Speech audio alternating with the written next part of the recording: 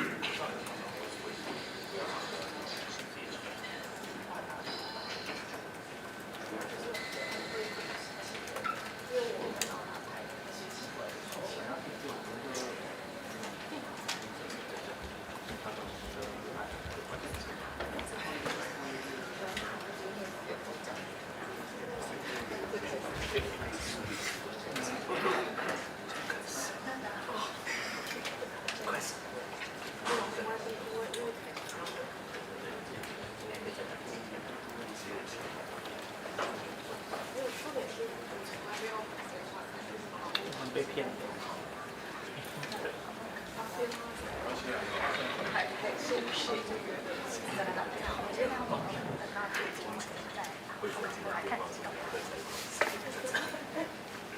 好，各位媒体朋友，谢谢大家参加这一次驻台北以色列经济文化办事处针对以色列与伊朗这次的军事冲突的记者会。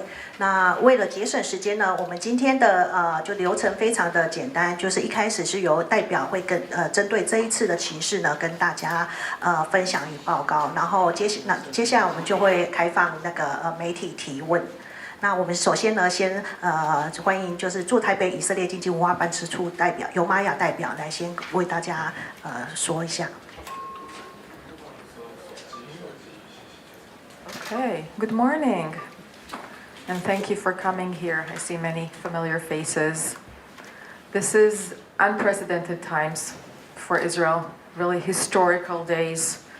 During the last 11 days, Israeli air forces has been attacking in Iran non-stop. And at the same time, in Israel, Iranian missiles have been attacking cities and civilians non-stop. This is a scale of destruction that we have not seen ever before, and Israel is in a state of emergency. Israel is a country that was threatened from day one of its existence 77 years ago. Yet now we are facing direct and deliberate attacks on our civilians. My parents, my friends are in shelters. There are no schools, only essential working places are active, and Israeli people are paying a very heavy price.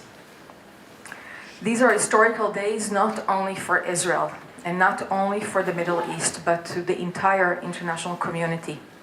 Geostrategic changes are happening in scale and in pace like never before, and especially what we have witnessed last night with President Trump's bold decision, decisive decision, to military attack 3 nuclear facilities in Iran demonstrates once again that the US is the leader of the free world acting against totalitarian regimes.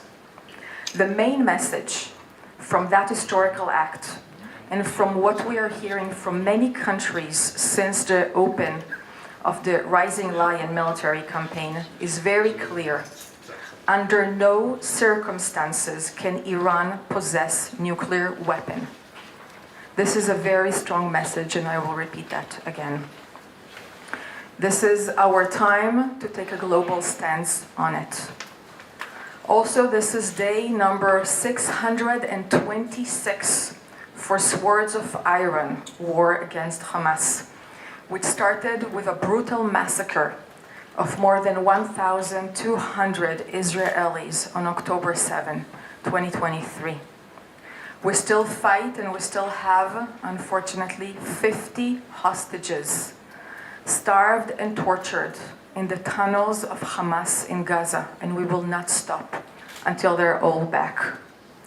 There is one thing that we learned in a harsh way from that October 7 attack, and that is when our enemies call to annihilate Israel, we listen to them and we believe them.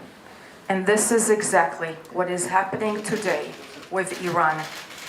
The supreme leader of Iran, Khamenei, has been continuously calling for the destruction and annihilation of the state of Israel. Iranian radical Islamist regime had a very clear plan to annihilate the state of Israel, and it included 3 pillars: the nuclear program, the ballistic weapon program, and the terrorist proxies, and I will go over that.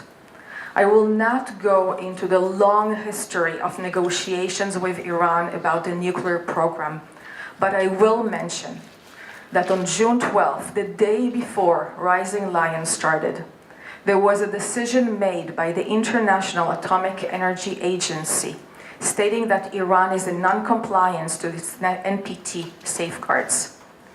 It means that Iran is the only country in the world that is having highly enriched uranium for 60%. There is no justification for having that level of highly enriched uranium for peaceful purposes. Now, the amounts of that highly enriched uranium are sufficient for 9 atom bombs.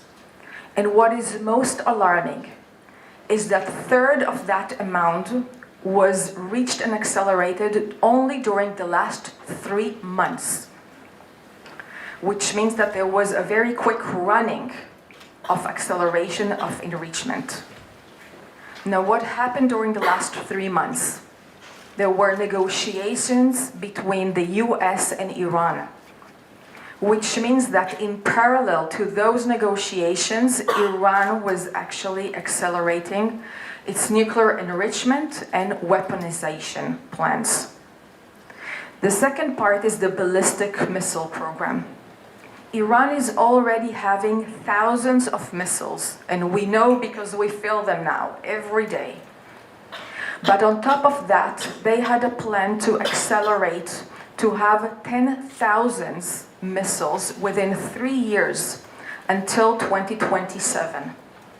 It means that they were going into massive build-up, into really drastic increase of production. Now, what we're seeing today in Israel are missiles with 200 and 500 tons of explosive. This is like, imagine bus full of explosive flying into a city center. This is what we're experiencing right now. And this is an existential threat for Israel. We are such a small country, much smaller than Taiwan, to have that type of threat with 10,000 missiles being built against us is something that no country in the world can have. The third pillar of the plan of annihilation by Iran was the terrorist proxies, and you all know their names by now: Hamas, Houthis, Hezbollah. They have been financing, training, guiding them, providing weapons. We know that the mastermind before October 7 was really Iran, and the executor was actually Hamas. Now, what Iran planned for 2027 was to activate a ring of fire around Israel, having the same model that we saw on October 7, which means ground invasion from multiple fronts in addition to missile attack. Again, this is something that is existential threat to us. So what we have seen during the last few months is something that we have not seen in the last 2 decades. And that is a very fast running forward in both nuclear and ballistic missiles. So the decision, knowing all of that, was very clear. And we had no other choice. For us, defending our country is something that we must do, and we needed to act on time before it's too late, before they have a nuclear atomic bomb. For us, this is an act of self-defense, and we must do it to secure our future. Now, the aim of Rising Lion is very clearly stated. We are to neutralize the nuclear and the ballistic missile program. We need to roll back the threat so we will no longer have an existential immediate threat. And I want to get you a little bit behind our line of thoughts when we're going into the military choosing of the targets. And of that, and I can share with you later, I know it's a bit small, but perhaps you can see. This is the various stages of a nuclear process. It is not easy or simple to assess a nuclear warhead. It requires a lot of research, R&D. It requires enrichment, material, mining, weaponization, minimizing everything, storage. All of that process is a very complicated one. And what we are now doing is we are going against processes, facilities that are in all of those stages. It means military facilities. It means critical components of nuclear process, key individuals, both in the military leaders and scientific leaders, and all the infrastructure that is associated with Iran's ballistic missiles program.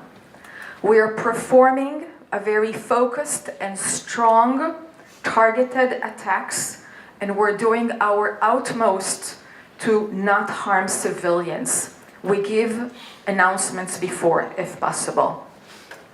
What Israel did and is continuing to do as we speak here today is very significant to delay the possibility of Iran having a nuclear bomb. But the US involvement was critically needed. And we thank President Trump for leading US military action last night and removing an immediate existential threat and making the entire world safer from nuclear weapon.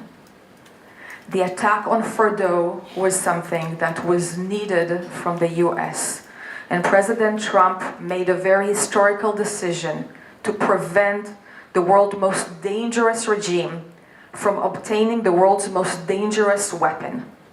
This will never be forgotten. I'm not going to repeat on messages that we all heard directly from President Trump and Prime Minister Netanyahu in their statements, but I will say that it is very obvious that the communication and coordination between the US and Israel was very close. Both share the same vision of peace through strength, and they both bring us to a pivotal moment that we're now standing at. I want to make it clear that we are not done yet. There are still military targets, and we are not going to stop until we're going to achieve the fully military aims that we have set for ourselves for this military campaign. Israel is committed to achieve its endgame, and is going to require more time, as much time as necessary to accomplish the quality of those targets. And we're all hearing the concerns of many people about escalation. So I would like to refer to that and say, we are really on a crossroad. And this is an opportunity for a safer and more stable Middle East. Perhaps this is the one time where we can actually make this region positively contribute to global security. Preventing a tyranny, an extremist Iranian regime, from continuing to destabilize and take an action, terrorist action, against the region and against the world, is something that we are all in the free world should really support and stand by. And we hear that. We hear that from President Trump, from G7 leaders, European leaders, like-minded countries. They all make it very clear in their statements. Under no circumstances will Iran be allowed to possess nuclear weapons. This is a shared responsibility. We all need to make sure that Iran is enforced to change its behavior and make this a new reality. I would like to mention two more issues, and then I will open for Q&A. The first is about the people back home in Israel. And there are 10 million people living in my country, a very small country. We're facing deliberate Iranian attacks on our civilians. They're attacking a hospital, they attack a mosque, they attack Jewish, Christian, and Muslim communities, Israeli people, foreign people, regardless. This is a deliberate attack. We already have 24 casualties, people who paid with their lives. Thousands are injured. Thousands lost their homes. We need, and we know in Israel, we understand that in order to achieve victory, we need a strong and resilient home front. And we have been preparing this for years. People in Israel know exactly what to do when the sirens are heard and the alarms are off. And they know to go to shelters and safe rooms which are available in every apartment and in every building. Yes, we do have advanced technologies. And you see them. They give us multi-layered air defense, Iron Dome, David Sling, Arrow. We have the US systems. These are giving a lot of protection and they have high interception rates, but they are not 100% proof. And we still do not have complete protection. So we do have a small number of missiles that have been managed to penetrate and to hit civilians. And this is where we're seeing the spirit of the Israelis. The resilience, the community, the solidarity. Israeli people do not want to be at war. If there is any doubt about it, I want to make it really clear. We are such a minority Jewish country. There are only 15 million Jews all around the world, 7.5 million Jews in Israel. And all we want to do is to live in peace and security so my children and all of our future generation will be able to have a prosperous and quiet life. This is something that I think we and Taiwanese people are sharing together. What we do is defend ourselves. My last point for today is really about the cognitive war that we're seeing all around us, and I think that there is a very high awareness for that specifically in Taiwan. I'm saying this because I see my country getting a lot of criticism and the international media for being too aggressive. And I saw that also here in Taiwan. This is coming, I think, from those who don't fully understand the Middle East power dynamics and culture and history. And I want to specifically say about this case of Iran, what is the alternative? We are dealing with a regime that is radical Islamism. It's a dictatorship. This is the most repressive government in the world. Everything that you know about Taiwan's way of life, about Taiwan's vibrant democracy, is not existing in Iran. No women's rights, no LGBTQI, no freedom of press, no freedom of speech. There is no democracy, there is only oppression. This is a terrorist regime that is acting against its own people. If we who belong to the free world, and we are in this community together, we must remain aware and we must be united in front of any tactics that try to distort us from this truth. There is no other alternative. We cannot have this regime have nuclear weapons. And I see these efforts to divert and manipulate our intentions in AI-generated images and videos that show my country being defeated and being aggressive. And I want to really ask you, please be cautious when you notice those. Please follow us and know that our office is here and open. We have social media, we're sharing, and we're very much available to provide the correct information. And we have a line of experts that are willing to talk and give some more information. So please, let's cooperate on that together. Thank you. I can take Q&A if you would like. 现在开放那个媒体提问 ，OK， 婷婷。Hi, good morning, Rep. This is Ting Liu from TVBS. So I have a couple of questions for you. Do you mind if I just ask all in one go, or should we go one by one? Okay, thank you so much. So for the first question I have for you is that I'm just curious how many Israeli citizens are currently in Taiwan, and because we have currently seen that on social media there are actually some Israelis who wish to return home actually. So just wondering whether there's any current plans about this, assisting them to get home. And the second part is that because the recent U.S. attack on Iran, are there concerns that Israeli diplomatic posts, like the one around the world, will become key targets for Iranian retaliation? So for the Taiwan side, just wondering, because you actually openly hold a press conference today, so are you concerned about that kind of level of threat currently? What you guys are actually managing on a security level, or what is your, I would say, your thoughts about that? And the last part is that, just wondering, because this press conference come at a time when there are like this various increase of tension in the Middle East. So I was just wondering, how has the headquarters at the Israeli Foreign Ministry has given, is there a guidance for having this kind of press conference today? Because we know that many of these embassies around the world, Israeli embassies around the world, are actually closed. But you actually opened a press conference today, so I'm just wondering, was there a guidance or a note from the HQ about, what kind of message this press conference wants to show to the world? Thank you. Thanks.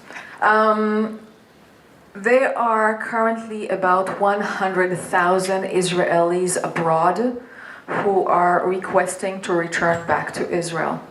This has been the case for the last 10 days since our airspace has been closed, and we are seeing a decrease in the amount of flights. I will say on that land borders and maritime borders are still open and people are coming and leaving through them. And we're slowly returning into having more flights to come back to Israel with Israeli airlines. To the best of my knowledge, there are not Israelis here in Taiwan that have requested to return to Israel.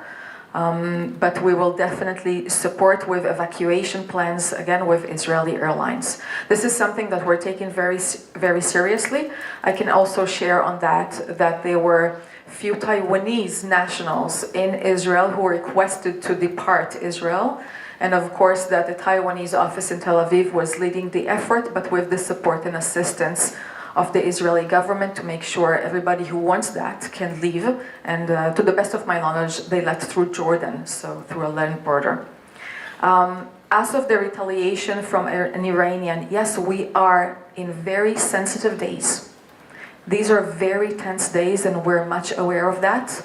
From what I've been actually also seeing today with the global announcement of the US, they're also in a very high alert to see of any retaliation. As you're noticing around you, we are having extra security to make sure we're all safe here and also all around the world. Yes, our offices and embassies all around the world, most of them are not operating physically. But as we all learned from COVID, we can all work from afar.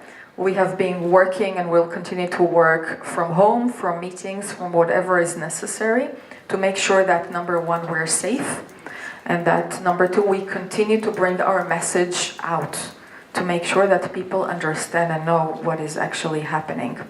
So no clear instruction, but our ambassadors and all of my colleagues all around the world are going out and giving interviews and talking to whoever is interested to really share our message.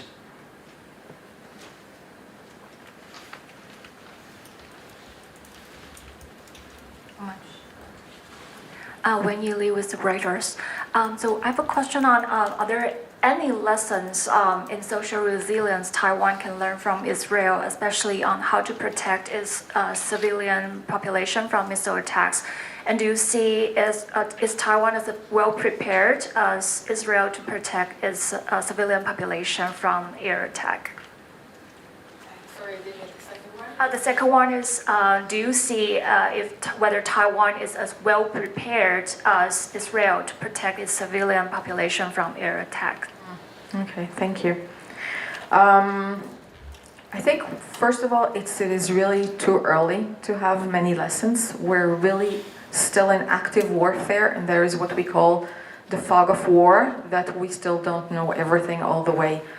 But really the lessons about how to defend your people and how to make sure that civilians are protected is something we have been doing for many years with shelters and safe rooms inside of apartments. I will maybe try to equivalent that to the earthquake awareness and preparation that there is here in Taiwan. People have alerts. We receive the alerts on our phones. People know exactly what they're supposed to do when there is an earthquake, and they act accordingly. This is done from schools, from children. They're being educated to that, and you have very good standard for building to make sure that they will not collapse and that they will stand. So the same standard is being in Israel for more than 30 years now about safe rooms. Since unfortunately this is not the first time that we're seeing missiles attacks, I can share personally, I was in 1991 during the first Gulf War when we had missile attacks coming from Iraq towards Israel, and we were all in safe rooms. Back then, it was updated into the criteria of buildings. I think that we always have what to learn, and we always have how to improve and how to bring awareness for the people to make sure that they are, after 11 days, they continue to keep the same standards and they go to the shelter, although it's happening 3 times at night and they're not sleeping and they're tired of that. Perhaps one more thing that we can see lessons is how Israel is being assisting to foreign nationals in Israel during emergency. This is something very important for many countries. We see that. Each country is really caring and worried about their own nationals. And we are taking that very closely into heart and facilitating as much as possible, including information and physical assistance. Perhaps this is something that we can also share. As for Taiwan, I see that there is a lot of awareness, willingness, and actual work. During my last 2 years here, I've been noticing many drills that have been going on, and I think that there is really a concentrated effort to improve on preparation. Yeah.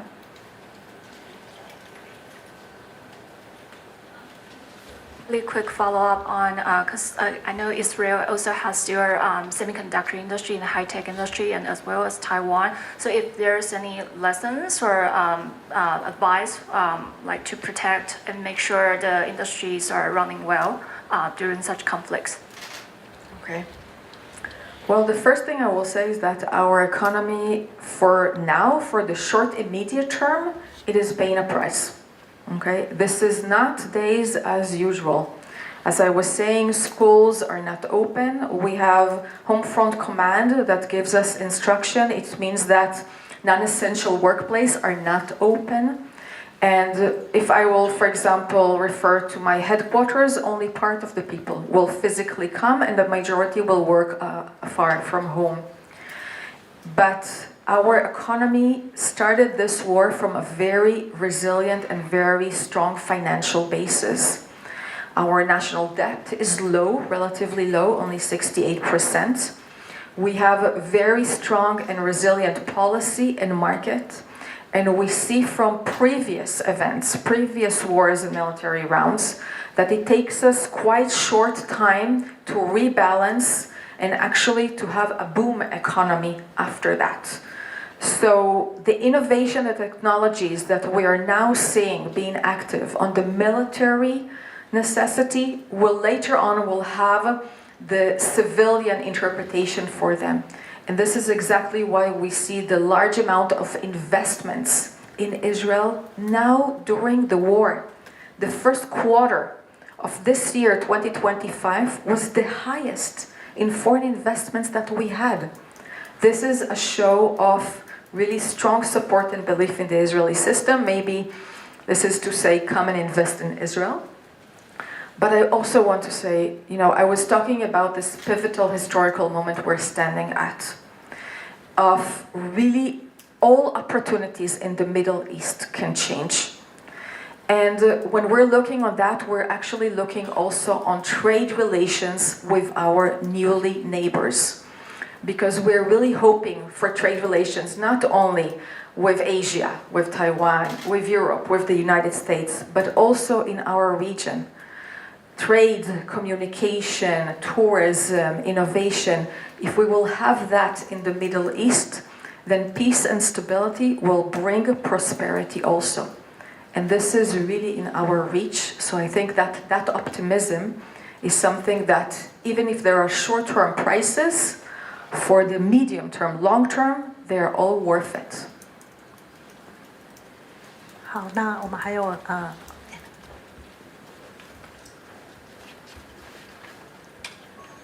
Good morning, Representative Maya. First of all, I hope your family back home safe and sound. Okay, my question is, first you mentioned about cognitive war.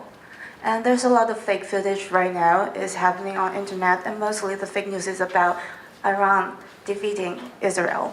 And we got the information that a lot of the sources are from China. Since this is a war, so how do the Israel government defend on this war? And the second question is, of course, what happened in Middle East have impact on economy. So right now there's turmoil on also stock market and also oil prices. Any suggestion on Taiwan for the Taiwanese investor? That's my question. Thank you. Wow. I'll share that in one of the mornings this week when I opened my Instagram, there was a real video showing fire all over the city in Israel. And it got me so scared. And it looked so real. And I actually called my parents. And they came out of the shelter and they were taking their own, mobile phone and just putting like this and showing me everything is okay. There is nothing like that fire happening in reality. And I think that was the moment when it dropped me, how severe this cognitive war is becoming with AI-generated images and videos. We do not know what is true and what is not. And it is very difficult to observe that. Yes, you are correct that there are few narratives that are coming from certain countries. We are following that. We can take care of that in Israel. I think this is the responsibility of each country to make sure how people are educated and they know to differentiate. And I think that it was Fact Check here in Taiwan that was doing a good job on that day to really target some of those images. Perhaps it's an opportunity to say some more things about China, because their posture in the Middle East is something that we are seeing, of course. I think that they keep relations with many players in the region. They have economic and trade interests. Of course, that stability is the most important for them. And we, of course, notice that they have very close relations with Iran. They have comprehensive and strategic partnership, which means that they import oil from Iran in very cheap prices. And therefore, we are evaluating that they have an influence on Iran, which is very valuable at these times. So although we are not seeing eye to eye on everything, we really think that it is extremely important to keep on talking. Only last week, we had a phone call between my foreign minister and Wang Yi, China's foreign minister. And these open lines of communication is something that we will continue to have. About the oil prices, I'm not an expert. I can share with you that the stock market in Israel is skyrocketing. It is very high and doing very good. So perhaps investors in Israel know something that I do not know. I'm not an expert on that. We are seeing the prices of the oil, of course. So far, the last I checked, it was $77. So a moderate increase. We're definitely following and hearing that. And I think this is something that needs to be really united by most countries to make sure that there is not an intended deliberate harm by Iran to the global economy. I think this is something that will damage all of us, and we need to make sure that it's not going to happen.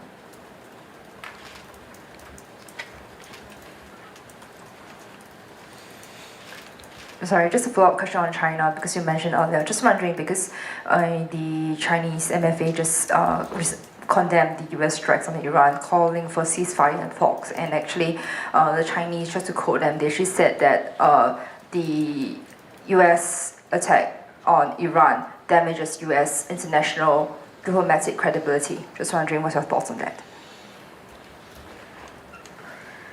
Well, I will let my American colleagues also comment on that later, if they would like. I will say that from our side, and I think that this is something that is really shared, but everyone who do not want to see extremist totalitarian regimes in our world, we need to be united on this. And I think this is what we have seen President Trump really leading this and making sure that we will weaken Iran and we will make sure that they will not possess nuclear weapons. 那还有没有媒体朋友有问题的？ Hi, just a follow up on, so Israel has a formidable, really powerful and time and so capability with its Iron Dome, and then and other systems. So have Taiwanese officials asked you about this system and this technology, and is this something that, some kind of technology that Israel could share with Taiwan? We have been having closed doors talks with Taiwan on everything that we see of mutual interest. 还有媒体朋友吗？有吗？那Maya. Just to thank you again for coming and for being interested in what is happening on the other side of the world. I must take again this opportunity and mention that we are still having another fight still ongoing against Hamas with 50 hostages being held. Only yesterday we retrieved 3 bodies of hostages from there, coming from intelligence efforts. So we are hoping for their return, and please know that our office is here and always available if you have any more questions or requests. Thanks. 那我们今天的记者会就到现在结束，谢谢大家。好，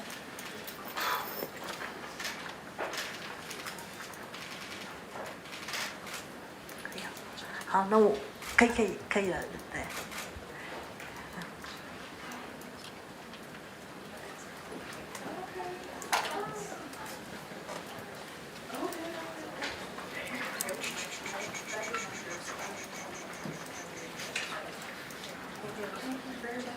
可以不要坐，其他人坐。Okay.